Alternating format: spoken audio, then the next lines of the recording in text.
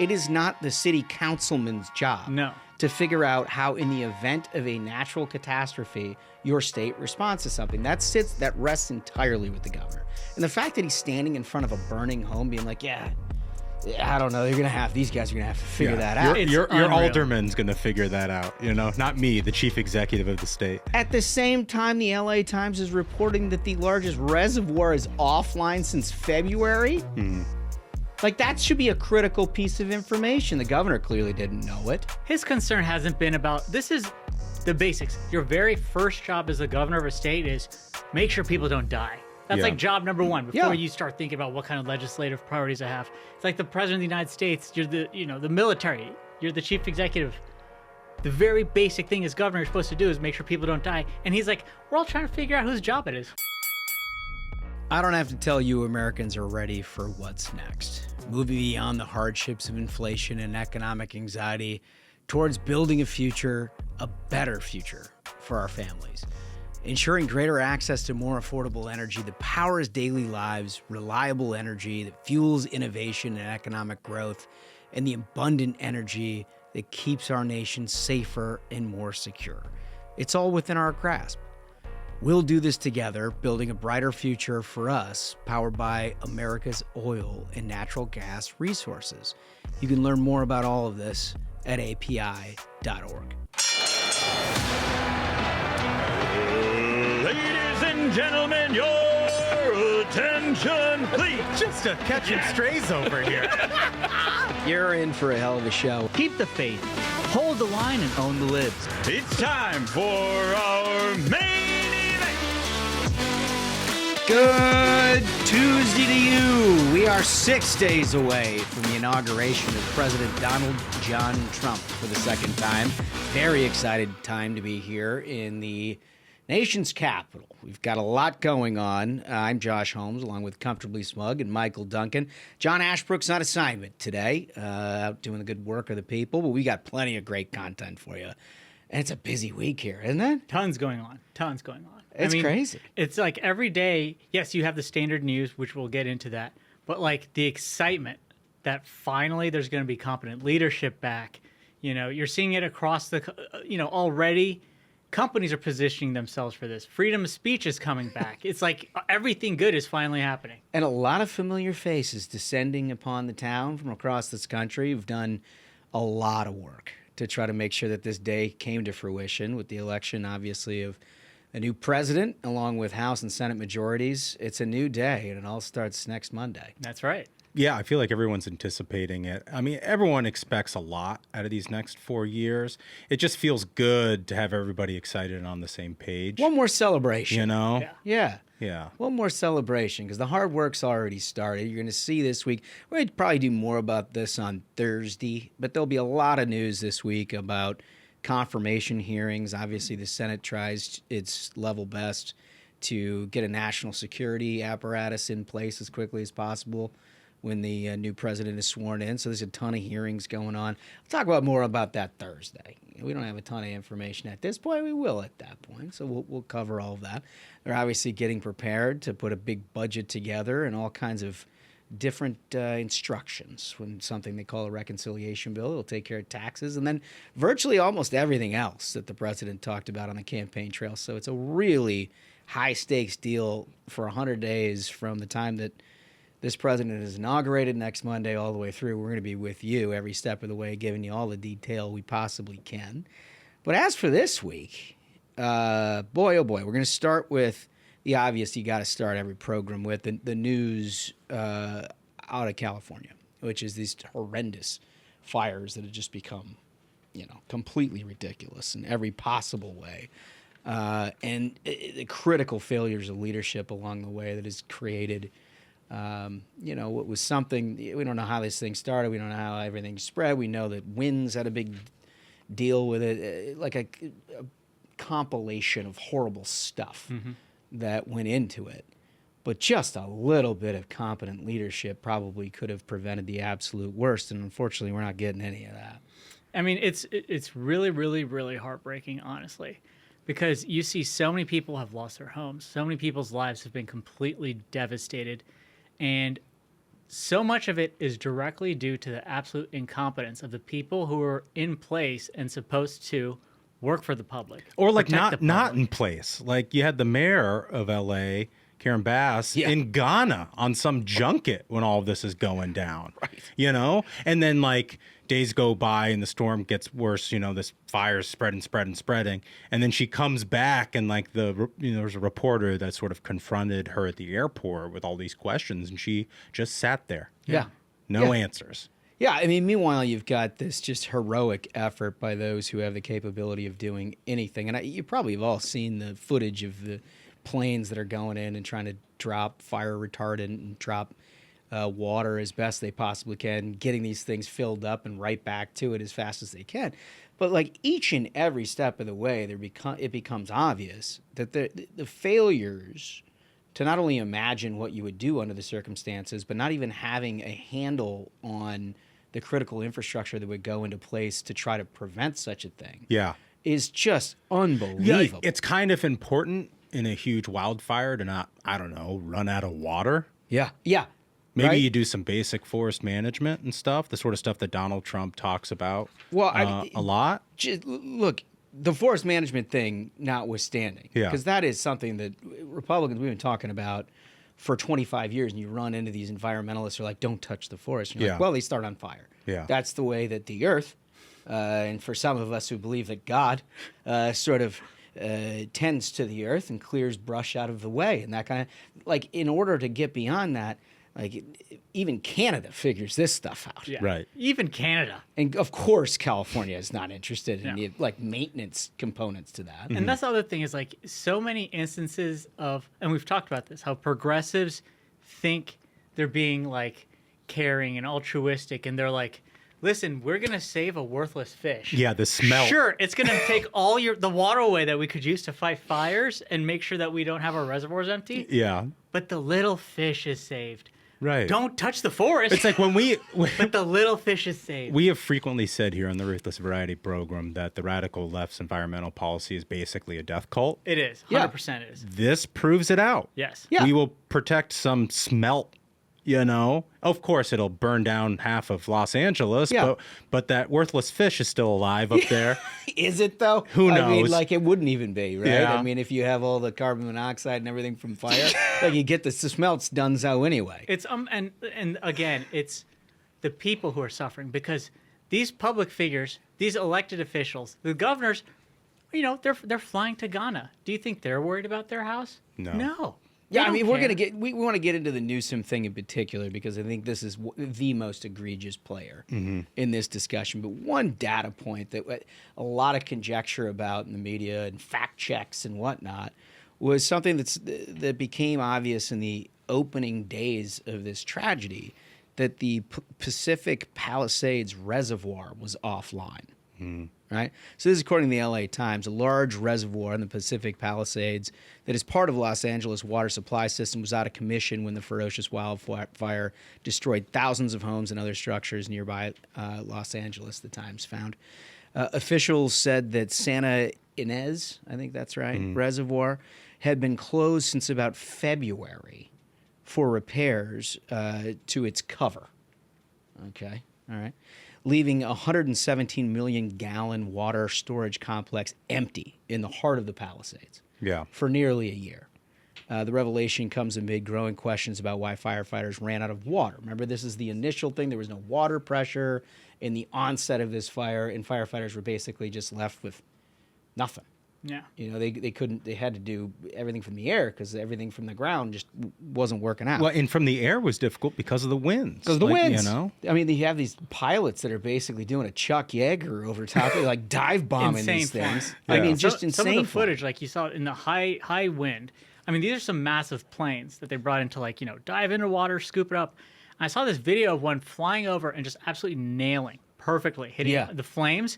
But then it's the plane is flying sideways because it's being hit by so much wind. And the pilots are like at ultra low latitude doing this stuff, trying to save lives. I mean, just imagine the skill level. Well, that's what they say, the catastrophic high wind. The Times reported early Wednesday that numerous fire hydrants in the higher elevation streets of the Palisades went dry. Dry, not saying like It's less than desirable water pressure. Bone dry. Bone dry. Yeah. I saw the aerial photos, and it's just like, it breaks your heart because you see the aerial photos of these entire communities which are burned down to basically rubble, you know? And then you look at that reservoir empty, and it's horrible. Well, none of them seem to know what the hell was going on. Like the idea that you have a place that's susceptible to fire, we all have experienced every year. I'm like, there's like a couple of things you can count on, right? The Red River Valley up in North Dakota is going to flood in the spring, and you're going to get wildfires in California. Like those things happen every single year. You would think, as if like Ron DeSantis and hurricanes in the early part of the fall, you just be prepared for this kind of thing. They take this thing entirely offline. Literally an entire reservoir for a community entirely offline, and everybody's like, oh, why doesn't the water work? I don't know. You spent the last 9 months trying to fix a cover? A cover. I don't even know what the hell that means, but like, amazing. So you get into like asking these people, like, what's going on? Not satisfactory answers at all. Can we play clip 1, please, Spaghettis?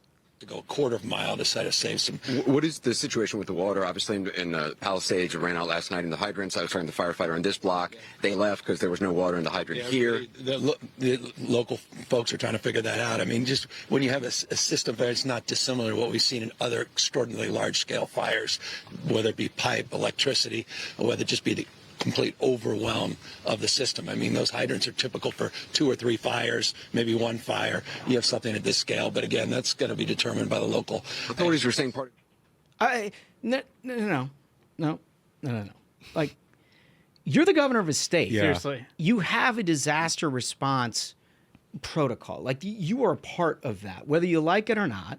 It is not the city councilman's job to figure out how, in the event of a natural catastrophe, your state responds to something. That rests entirely with the governor. And the fact that he's standing in front of a burning home being like, yeah, I don't know, these guys are going to have to figure that out. Your alderman's going to figure that out, you know, not me, the chief executive of the state. At the same time, the LA Times is reporting that the largest reservoir is offline since February.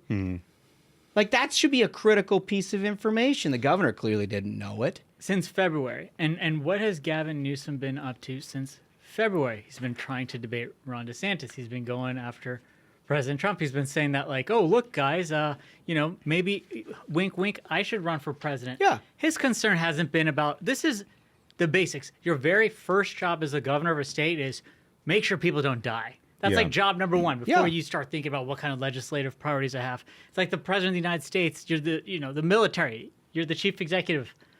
The very basic thing as governor you're supposed to do is make sure people don't die. And he's like, we're all trying to figure out whose job it is. Well, it's just anything to pass the buck. And it's a sad state of affairs. I mean, we could have all predicted it. But with Donald Trump coming back into the White House, the media is just tripping over themselves to talk about how, I read, I think it was in Politico over the weekend, people are very nervous in California with Trump's return. What does this mean for the California wildfire recovery? And it's like, what the fuck? It's like your state is run by a Democrat. The legislature is entirely Democratic. You've got 2 Democrat United States senators. And the question is, how will Donald Trump screw this up? Fuck you. Fuck you. It's like they are so blinded by this like hatred of Trump. The guy right now is not running your state. Right. The disaster that's unfolding, the people who have failed you, it's not Donald Trump. And for the media, it's disgusting for them trying to be like, you know what, Republicans aren't making this any easier. Are you serious? Like, it's our job to run and run the state of California for the people there? Like, Smug, it really is like, it's a microcosm. I know this wildfire is huge, but what it reveals is what the entire record of liberal governance the last 4 years has revealed. They spent trillions of dollars, with this Inflation Reduction Act that didn't reduce inflation. Remember, they were going to install all these charging stations for their Green New Deal, and they didn't do that. Rural broadband access. Remember, they were going to expand that? They appropriated a ton of money for that. They spent didn't billions. do that. And it's like they spend billions and billions of dollars to accomplish nothing. There's something about executing on the job that they're incapable of doing, which is what, like, this reveals it. Because it's all posturing. Right. It's all posturing.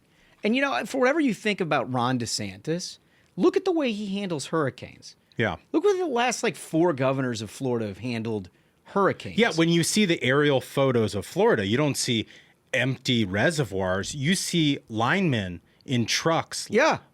Lined up for a mile in a field getting ready to deploy for when, electricity goes down and all of that. Coordinated through state emergency management, which this guy is I don't know. I mean, maybe you talk to your alderman about the water pressure, I guess. I mean, are you kidding me? It's completely outrageous. It's just such a failure of leadership. We're not done with it because we're going to talk about one of the seedier parts of it. I will add, you also are reading parts about there are illegal immigrants that have been arrested or allegedly out there with flamethrowers. Stuff. The New York Post had that. Yeah, and then there was discussions of looting and this kind of thing. This is the dregs. This is why Donald Trump was elected. And remember, all these people are out, Newsom and everybody else, saying we're not going to enforce the law. We've got sanctuary cities throughout our state. Well, I mean, look, heaven forbid something really bad happens to you. And it compounds the problem when you don't do the simple blocking and tackling of enforcing the law, prosecuting criminals, doing the basics of what people elected you to do. Yeah. It's embarrassing. It's horrific. Thank God. I mean, next Monday can't come soon enough. Seriously. It can't come soon enough. And speaking of next Monday, hard transition right there. Yeah. But there's exciting stuff going on. Mm-hmm. Good Obviously, you've got, we're going to get a big speech at the inauguration. Mm-hmm. President's going to be great.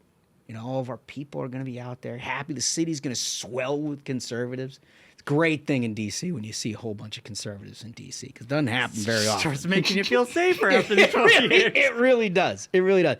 And the good old little engine that could, the Ruthless Variety Program, has been chosen by the inaugural committee to do some live broadcasting. Yeah. We're going to do that immediately following the speech along the parade route, where we're going to put on a show, fellas. Yeah. I mean, it's hard to oversell the parade route because we're not just talking about any parade here. We're talking about a parade up Pennsylvania Avenue to Freedom Plaza, the U.S. Capitol in the backdrop. Yeah. I mean, this is primo real estate. Primo real estate. Yeah. This is the place to be. Quite literally. This is not just me trying to sell you on the show because, hey, you're going to want to see it either way, whether I tell you how cool it's going to be or when you see how cool it's going to be. But this is the spot you want to be to see President Trump coming down the street, taking back the White House. This is what we all worked for, and we're going to celebrate that. Yeah, and you can see it live on our YouTube station. That's youtube.com/ruthless. And also at the inaugural page, right? I mean, isn't that right? The official... It's Ruthless Podcast. I'm sorry. It's /Ruthless Podcast. You know where it is. You wouldn't be watching this if you didn't. But you got to like and subscribe because we're going to have updates along the way. And that includes your ability to join us. This is big news. Yeah. This is huge. You can join us. There's going to be tickets that are available. This is all late breaking, but there are going to be tickets available where you can be with us. Huge congratulations for being a listener to the show. You're gonna you can have a ticket to the best seats in the house. Yes, totally. You got to go to ruthlesspodcast.com. We're gonna have a parade link. Yeah, up there in the navigation. Yeah, that you can click on, and you're just gonna fill out a form. Listen, we're not event planners in and of ourselves. Certainly nothing the size and scope of an inauguration. So we're going to direct you to the people who do, and you fill out your form, and that takes care of it. From what we've been told, that takes care of it. And also, thank you so much to the inauguration committee for hooking us up with this and our listeners with these tickets and this prime location. It's so wonderful, and we were very appreciative. Totally. And we're going to have some funny stuff. We're going to have some good guests. You're not going to want to miss it. Remember, like and subscribe. We'll have updates throughout the week on specifics that we're talking about. Little teasers. Yeah. I mean, this is super exciting. I can't even try to put a face on oh, yeah, that's cool. Just another day. This is huge. I mean, every network in America is like, what? Yeah, they got it? How do those sons of bitches get that thing? You know what? I want to add something else to this. Yes. Because you were saying at the top here, Holmes, which I think is absolutely correct. There's, DC's going to swell with conservatives, and it's going to be nice to be among so many smiling, happy faces. That's not what I'm excited for. Oh, yeah? I'm excited for the opposite. Oh, you want to see some protests? I'm excited for the pink hats and the crying, and I want to do a little bit of walking around Yeah, I'm fearful that they're not going to be out in the same sort of force that they were. Can we get that, 8 like, years one ago. lady from 2016 who wore the like, screamer? toboggan and glasses and screamed as the background to our show, Lee? Can we find out who that was? Yeah. And just have her open with the cry of help? She's going to, if she's there, she's going to get a lot of airtime. And with that, we're kicking it off. We have Smug in the crowd. Yeah. You'll be in your white parka. I think we should send Drew or somebody around with a camera and just try to capture a little bit of that footage. Yeah. I mean, listen, there's going to be a lot of good stuff, and we're working through it this week. We'll tease a little bit of it. Stay tuned, like, and subscribe. It's the only way to get it. Coming up in our next segment, fellas, going back to the fire, you won't believe the sort of profiteering that's going on, and the lack of scruples that is going into maybe well-intended efforts, but just dumb efforts. It fits perfectly alongside the lack of any sort of responsibility for the fires in the first place, is how they go about trying to gather resources to help their people, right? They didn't do that. They didn't think about that ahead of time, but now they're in the back end of it. Wait till you hear what they've got going on. It's unbelievable. We're going to get to all of that right after this. As President Trump begins his new administration, one of the top Democrats in Congress aiming to undermine the Trump agenda is Chicago's Senator Dick Durbin. And now Senator Durbin has a new scheme, a government takeover of your credit card. Today, Americans have thousands of choices in credit cards, all with equal, strong security. But Senator Durbin's plan will result in less competition and less security. And that means more risk for your credit and your identity. Tell Republican senators stop Dick Durbin's government takeover of your credit card before it's too late. Learn more at www.electronicpaymentscoalition.org. All right, so you may have seen over the weekend Pod Bros. This is the Pod Save America crew. That amidst like blazing fire, they have the governor, Gavin Newsom, in to just give his 2 cents about it. Which alone, in and of itself, is like, are you for real? Why is a governor doing Pod Save America? Get your ass out there and figure out why the water's not coming out of the hydrants. You should be spending every minute of your time figuring this basic thing out. Yeah, it'd be like having that Chargers quarterback Herbert on to talk about what a great game he played. My God. And look, I have no doubt that these people have sincere interest in the fires, given that their core constituency is like the richest amongst us on the coast of California. Favreau's worried about his mansion probably in L.A. I'm sure he had an Architectural Digest. We all saw the photos. I am sure that they're all very concerned about all of it. But like taking the governor away from his responsibility. I mean, listen, maybe they knew more than we did. Maybe they were like, yeah, no, get this guy off. He's not doing any good for anybody. Maybe he was like, if we have the governor record from my mansion, he'll be incentivized not to let it burn. That's their thinking. But like after all of this, they're like, all right, we're going to raise some money for the effort. A noble cause, obviously. People are raising money, trying to give it to charities. And again, I don't want to malign their intent. I don't know what it is. It's how they execute this thing that is entirely consistent with what you know about progressive Democrats and the way they handle things. Look at this. Let's get this graphic up, if you wouldn't mind, Spaghetti. So this is their thing that says, if you want to help those, and they're linking to their own interview with the governor. And they say, if you want to help, like again, I'm not even to the like, meat. we're optimizing for clicks and views. Yeah, I'm not even to the meat of this. They're like, here we just did like a thing, Jesus. and like instead of being like totally altruistic about, we're gonna RT our thing. Right. And then we're going to put, if you want to help those impacted by California wildfires, please donate at votesaveamerica.com/relief. Okay. All right. So the New York Post jumps on this fairly quickly. And they say observers online quickly pointed out that Act Blue takes a portion of all the donations as a processing fee. Act Blue claims to charge a flat rate of 3.95% to each donation to cover the processing costs. The Post has contacted Act Blue for comment. Act Blue is a controversial platform. Last year, congressional Republicans flagged that scores of transactions on Act Blue had been flagged as potentially suspicious or fraudulent. Newsom himself has refrained from linking to Act Blue fundraiser directly. However, he went to the liberal Pod Save America podcast last week, which encouraged users to use the Dem fundraiser as well. Now we'll get to Newsom because he then updated all of that. There's even more. He updated all. There's of that. no end. He had his own thing. He had his own thing. But here's what, like, again, I'm just gonna you fill in the blanks on what you think the intent of all of this is. But this is an organization that was set up, Vote Save America. Seems pretty clear, right? It's a nonprofit status, and they do things like registering voters and providing people information. But we've also reported on the Variety program that Democrats are way ahead of Republicans in all of these C3 and C4 organizations, where they collect a whole bunch of data on folks, and they thereby spread the entire breadth of the small dollar giving universe that all resides in Act Blue. And so there's just more available small dollar donors for Democrats than there are for Republicans. One of the reasons for that, you're super unscrupulous. And I'm not saying that this was the intent. I don't know what the intent was. I'm just saying what they did by putting all of this on Act Blue. Think for a minute. So the Republican corollary to all of this is win red. Yeah. Think for a second if you had a hurricane bearing down on Florida, just decimated an entire community.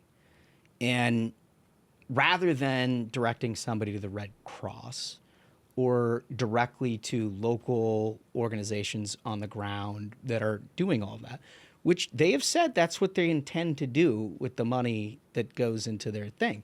But rather than do that, all of a sudden Ron DeSantis was like, well, if you go to my campaign website and you type in all your information, including your email address, your phone number, your address, and everything else, I'll make sure 100% of the money goes there. Now, even if it does, even if 100% of the money does go there, there's a tangible asset that most political digital marketing firms pay like $1 or $1.20 in order to get each name on their list. Is that right? Yeah, I mean, I guess like an acquisition. Right. I mean, it's like lead generation. Yeah. You know, I mean, so I agree. It's like, look, I don't know what their ultimate intent with all of this is, and I'm sure all the money will go to these charities, and the processing fee. Yeah, I mean, every donation processor charges a processing fee because that's what it costs to work with the credit card companies. Like, yeah, it's less about the 3.95% thing as it is about the housing. It's like it's just thirsty, as the kids might say. It's kind of thirsty. And it's thirsty to surf off of a tragedy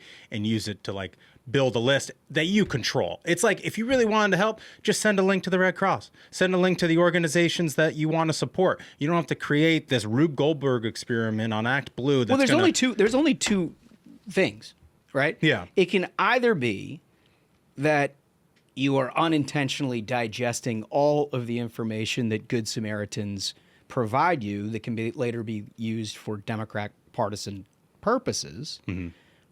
Or you're doing it intentionally. So that's the thing is, so on Newsom's thing, when you typed in your info, people posted the screenshots of it. At the bottom in a tiny little font, there was an automatically checked box that said, I want to opt in for emails from Gavin Newsom's campaigns. There it is. Like Newsom's is even worse than the Pod Bros. But like the thing is that this is a very easy decision. You want money to get from A to B. You want to use your platform to help generate activity for a good cause. Mm-hmm. Why are you a middleman? Yeah, why are you adding more friction to that process? Why would you need to do it? Right? It's either you want credit for driving it because it goes through your operation and you can ultimately cut the check. You Pod Save bros can cut the check. Or worse. Right? And you have nefarious purposes that you want the actual information that you can help. They could have just set up a GoFundMe. You know, if you wanted that, which is what Trump did for the people in North Carolina. Right. If like you want to set a goal of like what your audience can donate, them. You know, like set up a GoFundMe.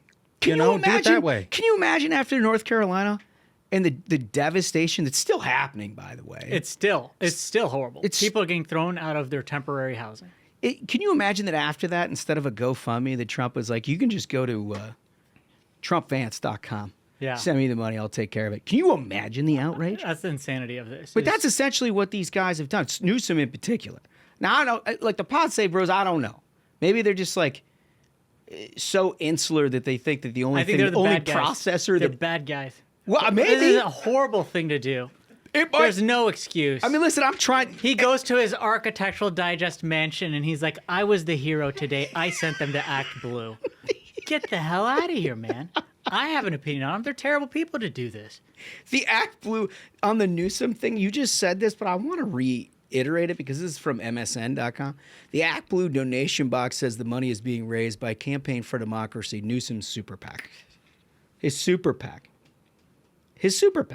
So it's direct. You don't even need a list share agreement. I know we're getting kind of technical on this, but the bottom line is you're ingesting a bunch of Good Samaritans' data. Yeah. And it says they're automatically signing up for text messages from his super PAC if they provide their phone numbers. Oh, my God. They set up a vanity URL, CaliforniaFirefax.com.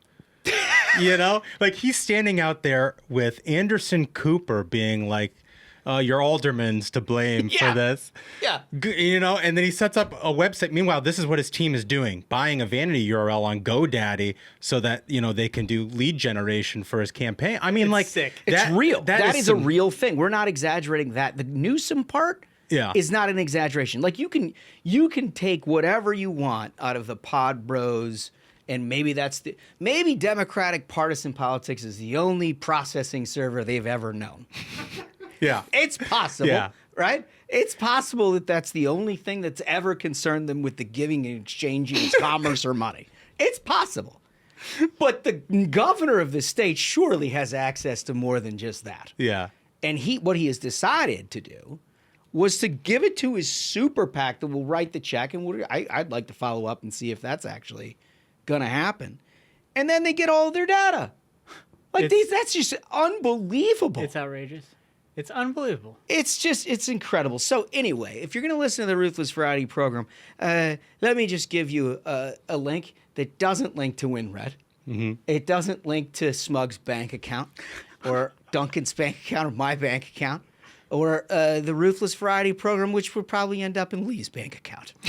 It doesn't end up anywhere. What it is www.redcross.org/donate. Wow. That is something that I don't know. I think you guys have all heard of. It turns out what a novel idea. Turns out the tragedy. They've been around the block once or twice before, and that they use that to help people. And you don't have to go through us and give us your email address and your data or anything else to get it. It's unbelievable. These people, they're horrible people. They have no heart. It's heartless monsters is what they are. God. It's just fun. So it brings us to our question of the day. Remember, you got to like and subscribe and then answer this one because it's a good question and there's a lot that goes into it. Mm-hmm. The question is, has Gavin Newsom destroyed his 2028 chances by this? Because make no bones about it, from midsummer on in, he had made an explicit decision that he wasn't going to try to push Biden out. Remember, he was like, no, I've talked to Biden. Biden's great. So he wasn't trying to line up to be first in line and try to edge Kamala out. And then he immediately was the top surrogate for Kamala. His entire motivation politically and everything he did all the rest of the election was to try to become the 2028 nominee. Mm-hmm. That's what he was doing. Yeah. Has this destroyed that? And I could argue both ways, right? Because ground truth, execution, doing the job, that matters. You know, I mean, famously, Joe Biden screwing up the withdrawal from Afghanistan is what never recovered, broke the seal on the polling, and he never recovered from that. But Gavin Newsom is also slippery as an eel. He is. Slippery as an eel. And a total Rasputin from a political standpoint. He just never dies. He just keeps coming back one way or another. I mean, the shit that he has been involved in and done since the beginning of his career. No one would believe it. Nobody would believe it. Nobody would believe it. I just don't think anybody, I don't think our country's going to elect a Democrat who looks like a used car salesman and slicks his hair back like that. Yeah, you've been a big slick hair guy. I just think the visual is off. Yeah, it's a tough deal. I think it's off. I think you're probably right. He looks like Gordon Gekko. So maybe this had nothing to do with it. You're like, no, he was out with his hairstyle. I think so. I think he's going to be the nominee. I think he could be. I think he's going to increase his chances off this. I don't want to influence, the comments. Everyone leave your comments of what's going to happen. I think this is going to increase his chances. I'm calling it now. Are you serious? He's gonna increase his chances. Here's what's gonna happen. Like, I know what I like. No. I actually, I'm with this take. Here's what's gonna happen: is President Trump's gonna come into office, and he's gonna be like, "If you want federal help, Gavin, I want you to get a bill passed that says you're going to take care of the fires and you will make sure the damn reservoirs are filled." And Gavin Newsom's going to get out and he'll have a press conference that says, "I will never work with President Trump," and Californians will negative polarization.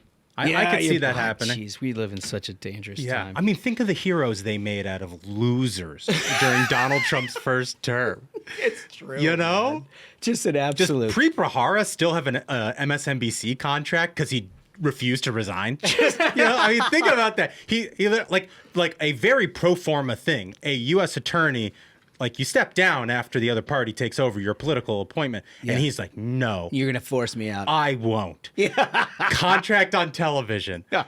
Only in politics. No, it's true, and I hate to say it, but there is an element of truth to that. We'll see how it plays out. This one, though, it's a big one. I mean, you can't just destroy. First of all, it's like the tax base of their entire state outside of Silicon Valley. Biden did it to the country, and it took him showing up to a debate and his brain falling out on the podium to stop. Democrats, man. It's just a wild, partisanship is a hell of a drug. Unbelievable. Anyway, when we get back to you, we're going to read your comments from last Thursday. Mm-hmm. Where you had a very interesting question on which territory Trump is most likely to add to the map. A lot of talk about all of that. Excited to hear what you have right after this. I don't have to tell you Americans are ready for what's next. Moving beyond the hardships of inflation and economic anxiety towards building a better future for our families. Ensuring greater access to more affordable energy that powers daily lives, reliable energy that fuels innovation and economic growth, and the abundant energy that keeps our nation safer and more secure. It's all within our grasp. We'll do this together, building a brighter future for us, powered by America's oil and natural gas resources. You can learn more about all of this at api.org. Okay, so last week, we asked you a very important question, which territory is Trump most likely to get? Are we talking about Greenland? Are we talking about Canada? Are we talking about Panama? Feels like everything is sort of expanded beyond that. Real manifest destiny going on in the minds of most Americans now that we have Donald Trump, who's more interested in thinking outside the box a little bit than your typical sort of deep state foreign policy. Well, and with your typical Ruthless Variety program, we usually go to The Voice first for the first comment, but Ashbrook's not here, so I'm going to try to do your level best. My level best. A little bit of a impression here. Comment 1 comes from Jeffrey Atkinson. Good tenor. Yeah, it's good. I think a deal for Greenland is the most likely. Only 56,000 people live there, and they aren't big fans of the way Denmark has treated them. They want to mine and exploit the resources, but the Danes won't let them. Yeah, this is a great point. It is. It's a great point. You know, we saw Don Jr. and crew go over there and apparently get a great welcome. They were welcome. Yeah. I think Greenland, like, everybody laughed about it the first 4 years when it was sort of floated. But from a national security strategic point of view, it makes sense. From an economic standpoint, like, Lord knows what could happen to Greenland if it was actually, I mean, Denmark is not exactly Wall Street. Let's just put it that way. Also, like, in the year of our Lord, 2025, the idea that Denmark has a say over what happens in Greenland, like, what are they going to do about it? It feels like a vestigial feature of, like, colonialism, you know? Like, what the fuck? And you know what? The whole Western Hemisphere is ours. Like, let's kick the Brits out of the Virgin Islands. Let's get rid of all of these euros over in our hemisphere. What the fuck? Monroe Doctrine is back. I think, so this point is so good because it's only 56,000 people, right? Yeah. And they've got a lot of natural resources. Because we've tried the play of going for the natural resources, but you get millions of people and you get problems. 56,000 is manageable. 56,000 is manageable. How would you like to be rich, 56,000? That's the thing. It's a great deal. Yeah. They saw Don Jr., they're like, these guys know what they're doing. Bring them on over. Look at the size of that plane. Yeah. Yeah, no, totally. All right, Smug, what else we got? Comment 2 is from Nancy, and Nancy writes, annexing Greenland would be awesome for the strategic location, natural resources it would provide. I also suspect its people would be happy to be associated with the U.S., but getting the Panama Canal back under our control is absolutely essential for our national security.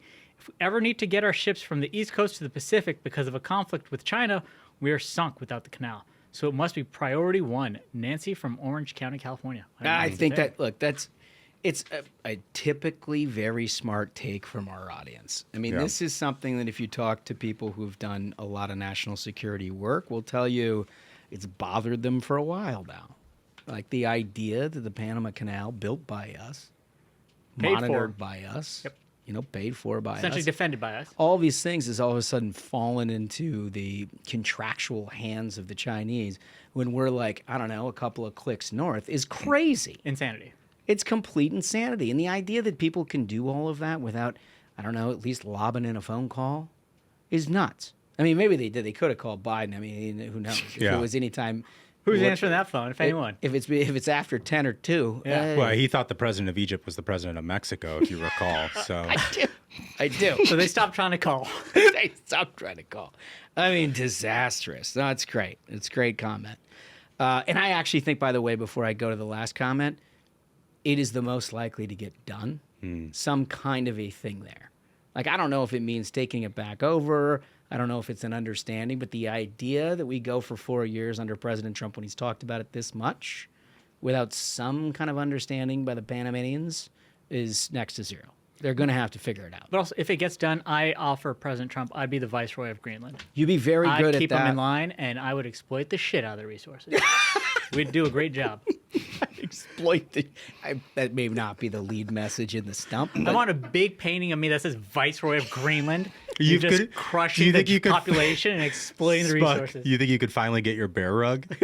I get a bear rug. They got to have bears over there. Yeah, for sure. They'd gift you a bear rug upon your return. No question about it. All right, comment 3 comes from David Cole. Another ignored possibility for annexation is Cuba. Yes, I'm so glad. This is the one that we haven't mentioned. Yep. I'm so excited for this.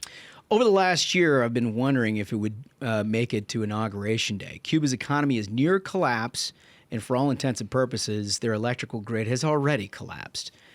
These are the 2 main ingredients for a rebellion.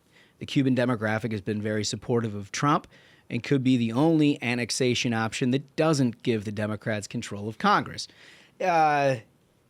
I guess that's possible. I mean, look, when we're talking about Cuban Americans, you're talking about people who left Cuba for a reason. Yeah, that's the thing. Yeah, you know, they're like based. the people that stay there, you might have more of a mixed ideology. Like Miami Cubans are like as MAGA as it gets. No, I mean, they're the most conservative population on earth. No question about it. And they're an old school conservative. Too. Yeah, but I've got a solution to this. We'll give Cuba back to the Italians.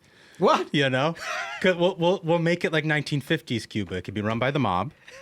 You know? Oh, you mean the American Italians? The American Italians. Okay. No, I think that Italian. not those Euros. Our Italians. What if we were to send a group of Italians to the beach and maybe like some bay over there? Yeah. And they can try to capture the country. This could work. Yeah. Maybe like a Bay of Pigs. Oh, my God. I knew you were headed that direction. That could work. You just tell these Italians there's sausage and mozzarella. Like, it's just, all I'm saying is whatever it takes to get me onto a beach smoking a cohiba, I'm for. Well, I mean, there should be just a line of casinos. The weather's terrific. It looks beautiful. Yes. You know, and they're all driving around like 1950s cars. Maybe restore a couple of those, put some new roadsters on the streets. I think there's a lot we could do with Cuba. Yeah. It sounds like a wonderful idea. David, absolutely terrific. Absolutely terrific stuff. All right. So with all of that, we're going to talk about our sponsor here, Lumen. Yeah. Lumen's the world's first handheld metabolic coach. It's a device that measures your metabolism through your breath. I know you've used this thing, Smug, and you love it. Yeah, it's super easy to use. You wake up in the morning, you pop the cap off, it automatically connects to your phone. Super easy. It's not like other devices that give you a headache. This thing is just like ready to roll. You breathe in, you breathe out. The machine tells you exactly what your body's doing. Is it burning fat? Is it burning carbohydrates? Then it doesn't give you like, here's your HRV, here's 19 different numbers. You have no idea what any of this means. You got to be a doctor to figure it out. Seriously, it's like, no, here's what you do. Here's what your body's doing. Here's what you can do. Yeah. And it just works. Like, it's simple. Like, you know, PhDs who know what they're doing clearly have put this together. They know what to measure, but they just give you the information you need. They don't try to, confuse you with a bunch of stuff. They make everything easy. Yeah, and I mean, especially now, like in January, new year, new me. Yeah. Trying to be a little bit healthier. I think Lumen's a great way to sort of get you to be healthier without totally changing your daily routine. Yeah. Yep. I mean, like if you ever see on Instagram and stuff, like the people who are like meal prepping every single day and doing all these things, it's like it's time consuming. Yeah. And like tracking your macros, in an app and all this sort of stuff. Lumen takes all the guesswork out of that by just like giving you the tools you need in an easy to digest way. Totally. Smart stuff. And a great thing at the beginning of the year is we're all kind of struggling with these resolutions. Yeah. You're going like maybe the top rung of your resolution is fallen a little bit. Inauguration week's going to be tough for that. It's going to be tough, but there's going to be something that you can do. Well, we've got it right here with Lumen. So if you want to stay on track with your health in the new year, you go to lumen.me/ruthless to get 15% off your Lumen. That's lumen.me/ruthless for 15% off your purchase. Lumen makes a great gift too, we got Valentine's coming up, although, that seems like more like an Ashbrook gift. But either way, you can gift it to anybody's birthdays. Everybody's got birthdays around the clock. So maybe it's good for that too. Somebody's concerned about their health. Anyway, we got to thank Lumen for sponsoring this episode, all the good work they've done. Okay, we got a little bit of a lightning round, fellas. It falls into the variety category. This is just incredible news. So, are you tired of the winning? For a long time, we've wondered how it is that the Washington Post could struggle on such hard times, and yet one thing remained. It was always Jennifer Rubin, the champion, our queen. Mm-hmm. She was always there, thick and thin, right? Lose $70 million, no problem. Lay off half your workforce, Jen's still there. Yeah, she's like a cockroach. She survived the apocalypse. Yeah, and it's like it's like her desk was far enough into the corner where they'd hit the quota before they got to her end of the room or something.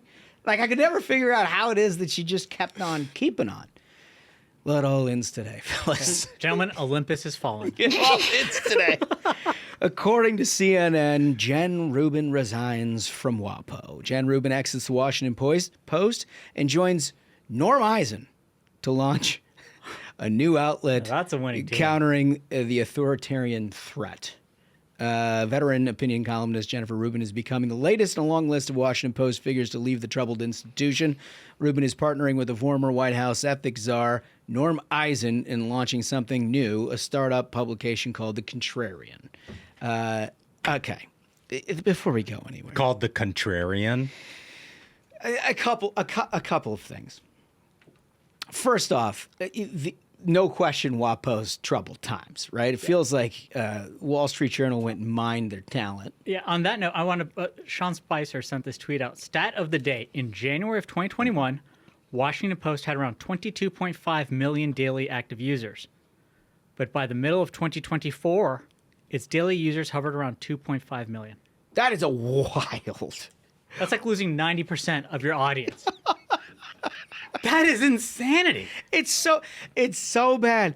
But again, she's so bad. Yeah. They started something called The Contrarian.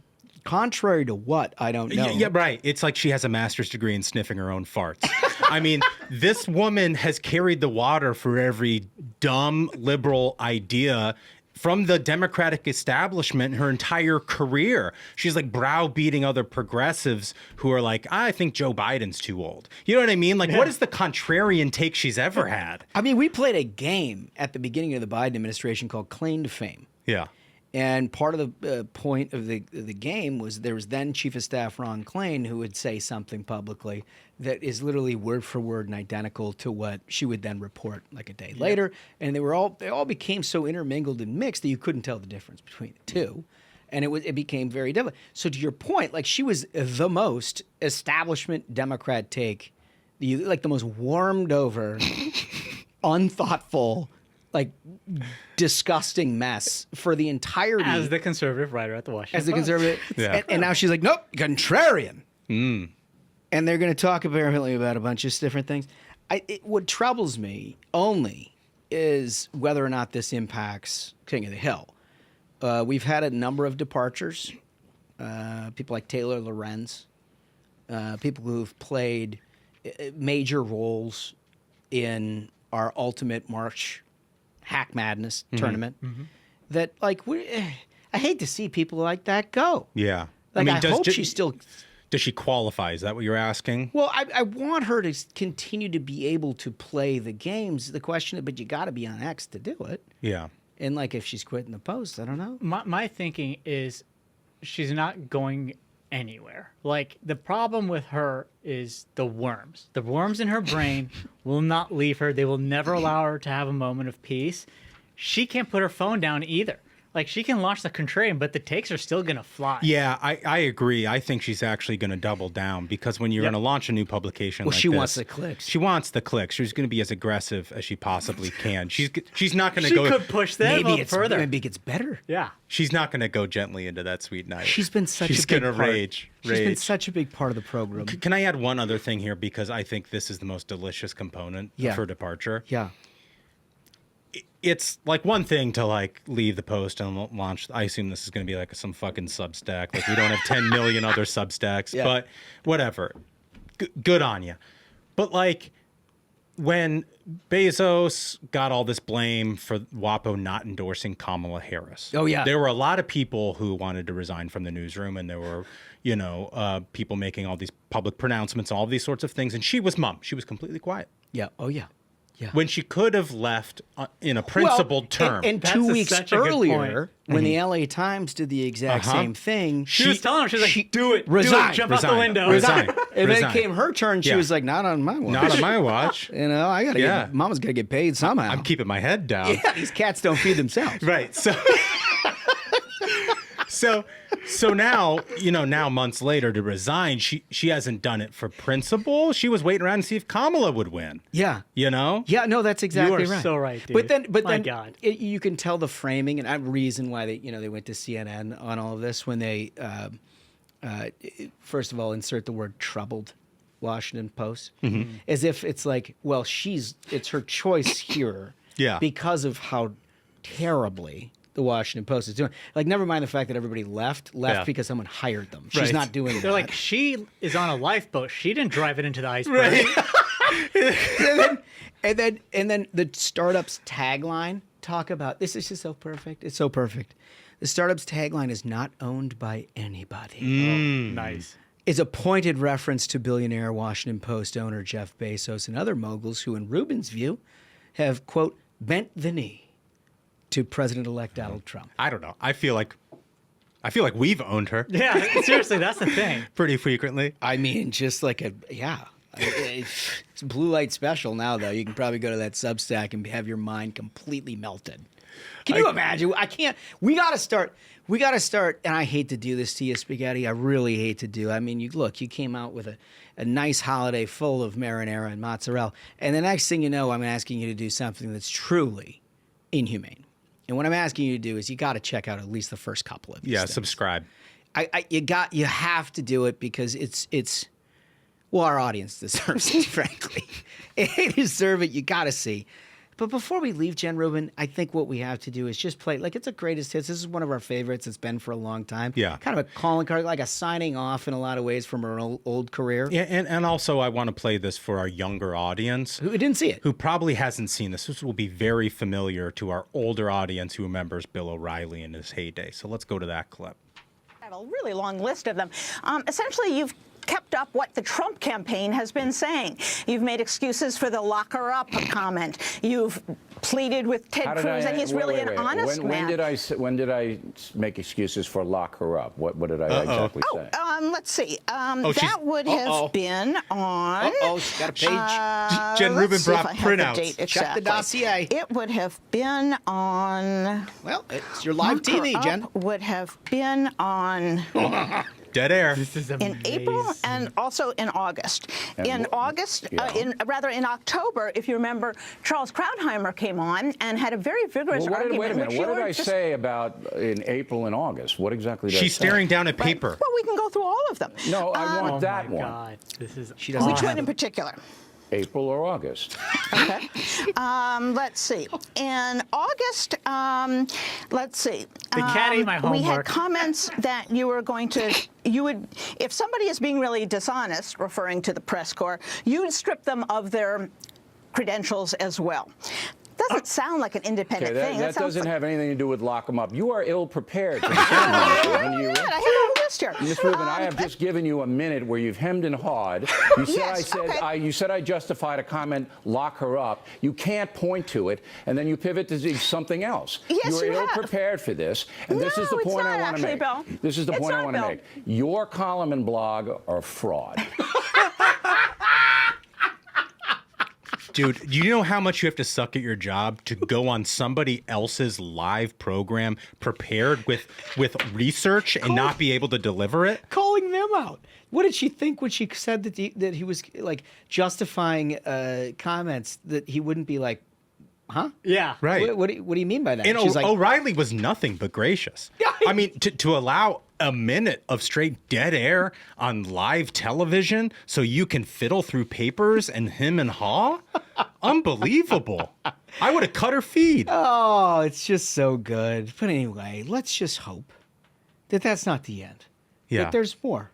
I wish her the greatest of success. Yeah. Mass distribution. Yeah. I really hope that we have Jen to kick around for a little while. That's a good reference. Oh, my gosh. All right. So in a little bit more serious stuff, you've also noticed there's a bunch of obviously very, very serious consideration here for what will be the renewal of Trump's tax cuts. Mm-hmm. There's no question amongst all of the things that went into this campaign, the economy and what his record was in the first 4 years of what he did for the American people by putting sound tax policy in place and growing this economy had a huge impact. Because, you know, obviously we saw the opposite under Biden. Right. I mean, this was a guy who just pinched us with regulations, grew inflation, made everything unaffordable. And so there was like an easy 4-year to 4-year comparison that most Americans made. The crux of that agenda from the Trump administration was the tax cuts. Yep. Yeah. They are expiring. For those of you who didn't know that, all of these are expiring at the end of 2025. Yep. Without a renewal of these taxes, and I expect we're going to see some new pieces to it. You heard Trump talk about no tax on tips and things like that.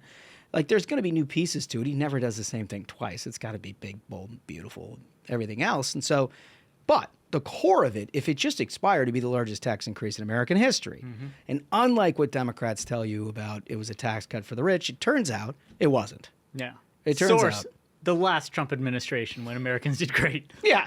Turns out it was a massive tax cut for middle America that they never understand economics. They never understand it. They try to slap a bumper sticker and then they get the parroting media that's out and like, well, they say. And then it just becomes a part of the vernacular. Well, that's not the case. And there's a bunch of folks that are really putting their shoulder to the wheel to try to get that done. Amongst them, a really important friend of ours, an AFP. And they're launching a $20 million wide-ranging campaign to urge the extension of Trump's signature Tax Cuts and Jobs Act. That's what it was called, TCJA. This is according to FoxNews.com. The campaign, which includes an ad blitz starting this very week in all 50 states, was shared with Fox News on Monday.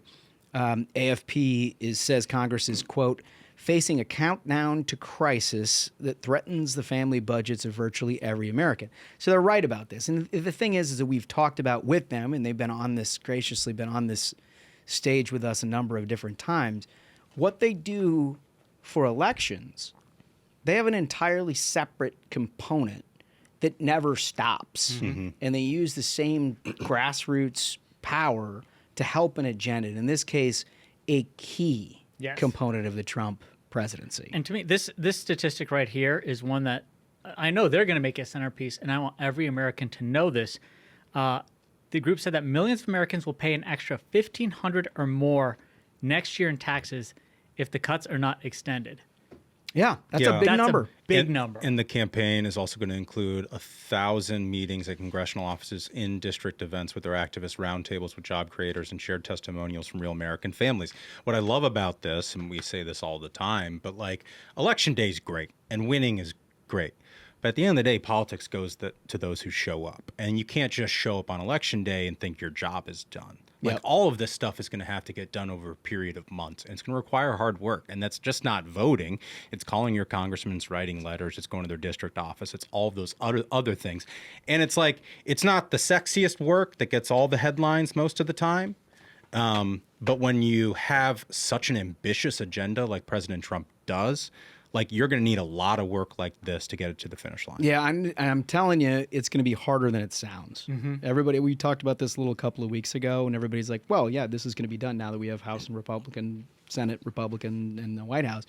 It is tough to get these wide-ranging things done. It's going to take everyone. So AFP is certainly doing their part. I know that we're going to be hearing more from them on this show about specifically what they're doing, maybe how you can get involved and everything else.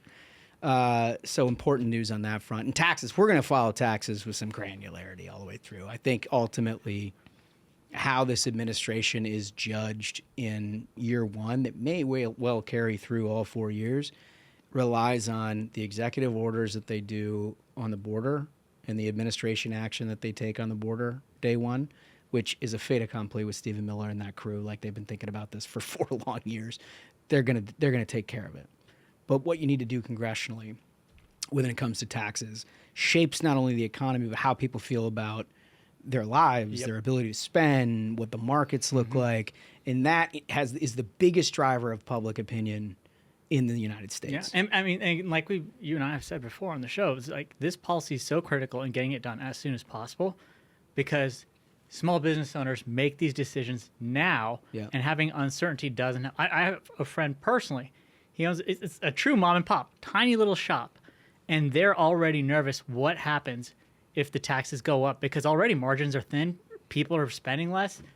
It's needed. We got to get it done fast. No question about it. We're going to follow all of that. Good news, fellas, and good news for the audience who've come to know and love Will Cain. Will Cain, according to Variety.com, is taking over Fox News Channel's 4 p.m. slot. That's awesome. It is awesome. Great guy. Just such a good dude. He's a popular co-host of the weekend edition of Fox and Friends. He'll take over the 4 p.m. That was the Cavuto slot with him retiring. And he's going to be doing it like he does his show, The Will Cain Show, which he's been generous enough to have us on countless numbers of times. And every time I'm on, I'm like, are we just we're just chilling at the bar? Are they with recording, this dude, or are we right? just talking, talking shop? Yeah, and like his interests are pretty similar to our interests. Much. And so it's been a great relationship. I've really genuinely been enthusiastic to get to know him over the last year. Couldn't happen to a better guy. Yeah. I mean, and that's the thing is, yes, he's terrific at what he does professionally, but as a person, like seeing how much he's had his friend Pete Hegseth's back, let's get him confirmed, but seeing Will Cain going out there, putting in work, defending his friend, seeing that loyalty, he's just a good dude. You love seeing good people succeed. I totally agree.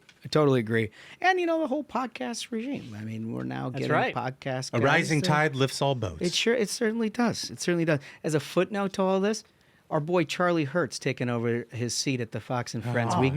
Man. Right? The winning keeps going. For your OG Ruthless listeners, Charlie's Playground is one of the best shows that we ever did. Yeah. I mean, that was... Go back into the archive and fire that one up. That one was good. recording in the old studio setup. He was one of the most fun people. Like, we cracked up the entire episode. I've known Charlie for 20 years, and let's just say he's more responsible these days, probably more fit for the corporate culture than he was at one point in his life. But either way, fantastic to have him there. Fellas, there's probably nothing that's going to generate more discussion than this next story of Variety. Airlines, this is according to the New York Post, want airports to put a lid on drinking in the terminal. European airline begs airports to enforce a 2-drink limit. Of course it's the Euros. According to the New York Post, amid lawsuit against disruptive behavior. Okay. Where do we start with this? First off, for those of you who travel quite a bit like we do, the only thing that you've got going on in delays, misplaced baggage, the general uncomfortability of domestic flights. Misplaced baggage, very key. Yeah. Like, which airline? That was American, right? Yeah. I'll get back to them later. Yeah, well, listen, they're in the story. They did good by me. They did good by me. But I will say, the idea that airlines are the ones that are pushing people to. Yeah. If you're stuck in an airport for 6 hours and some bartender's like, let me see your ticket, you've already had 2 drinks, you want to see an insurrection. Yeah. You're going to turn, these airports are going to get flipped upside down overnight. Yeah, you know, I think when I travel, one of the greatest pleasures is saddling up to like a Chili's bar. Yeah. And it's like a community. Yes. Everybody's in the same situation, experiencing the same delay. The ball game's on. You're having a couple of pops. Why do you think that's such a great environment? It's because the beers are flowing. Yeah, right. You want everybody here pissed off, staring at their phones and sober? What is wrong with you? That's the thing is, the reason that they exist, taking it one step above that, why do they have that there? It's because the airline makes you go through security, treats you like an animal. You got to show up 2 hours early for a flight that's going to leave 2 hours late. God knows if your luggage is going to be there. They don't do pre-flight drinks anymore, folks. I saw an article that said American Airlines got rid of chocolate chip cookies as a cost-cutting measure. What did they give instead? They replaced it with nothing, air, just choke, right? And so here, further in the article, it says, in 2022, American Airlines flight attendants proposed cutting people off after 2 drinks. Well, I tell you, people have to drink in the airport, not because they're having fun. It's to cope. They have to pregame. Because travel in this country has turned into a nightmare because of these companies. They treat people like cattle. Everyone gets treated like garbage. First class is what coach was 10 years ago, right? The reason now that you're paying the way that you travel is I just want to get away from other people, because airlines are pretty much just like a PvP area. Every week you see a video of people brawling in the airlines. You hear about people, this lady snuck on a flight. She was in the cargo hold. You know, this person's dog got taken to Brazil. Yeah. They treat everyone like garbage. They want more money. Prices keep going up. Flights keep getting delayed. And now they want to cut your drink off. The only thing you have to cope with. These people should be waterboarded. They're criminals. And there's no personal responsibility whatsoever. They're talking about unruly passengers. Yeah. Well, throw their asses out, tell them they can't fly anymore. That seems like a pretty good idea. That's the thing. Is like everybody knows who's on that airplane. There's a manifest. Everybody has to show their ID. They have to go through security. Why are we blaming the group, and why are we punishing the group? We created the no-fly list for a reason. Right.